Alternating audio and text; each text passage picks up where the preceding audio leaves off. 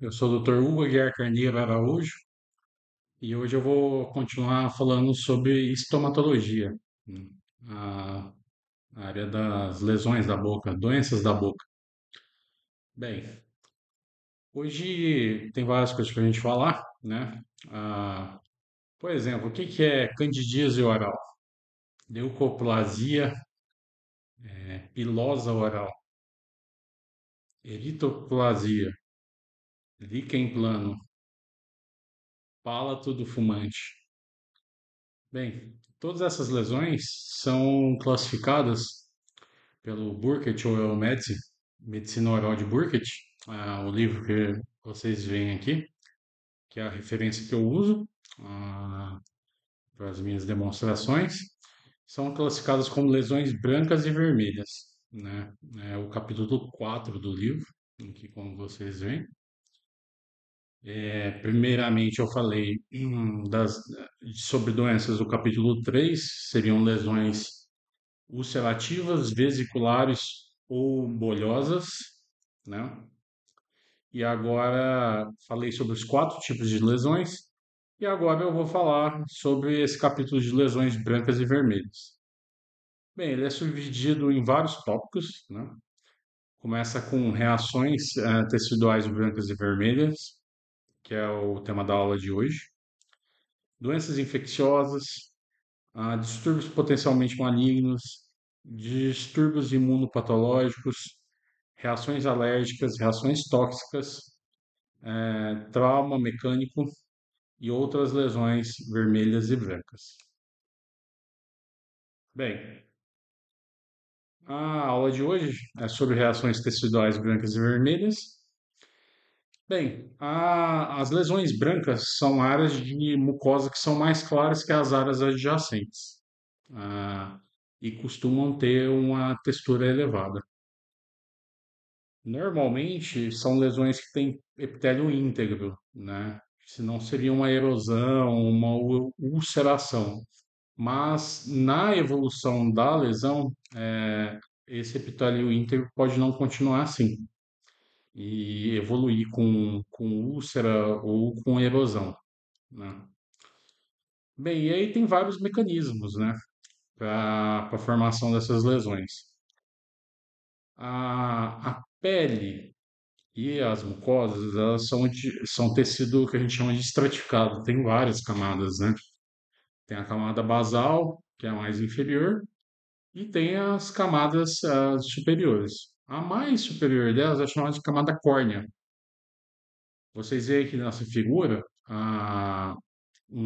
seria um esquema de um corte histológico, onde a parte mais inferior é mais profunda e a superficial ela é a parte mais que está no alto, né? E a que está embaixo é a parte mais profunda. Essa camada mais superficial é chamada de camada córnea, né? Que é presente em epitélio que tem queratinizado, da famosa queratina dos cabelos. Ela também tem na pele e nas mucosas. Aumento dessa camada mais superficial, aumento da espessura dela, como mostra aqui, essa figura, pode levar a essas lesões brancas, como no caso aqui que a gente vê essa lesão na borda lateral da língua, né? Isso é chamado de hiperceratose. Outra coisa que pode acontecer é que alguns epitélios não têm, de mucosa, não tem essa camada córnea, né? São epitélios mais finos, como a gente vê essa imagem aqui. E pode haver queratinização da camada mais superficial, ou seja, surgiu uma camada córnea onde não deveria existir. Isso a gente chama de acantose. E a gente vê aqui uma lesão na ponta da língua de um paciente, uma lesão vermelha, por esse processo. Outra coisa que pode acontecer é a formação de uma queratina anormal, né?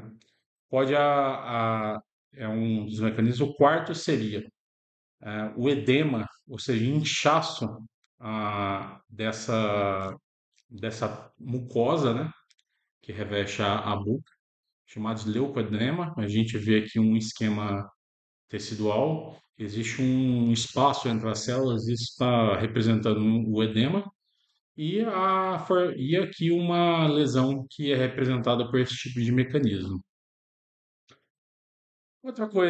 Outras coisas podem acontecer, como, por exemplo, formação de queratinização nas camadas mais inferiores, chamada de ceratose, e também pode acontecer outro mecanismo formador desse tipo de lesão, é a fibrose superficial epitelial, ou seja, se forma uma fibrose abaixo do epitélio.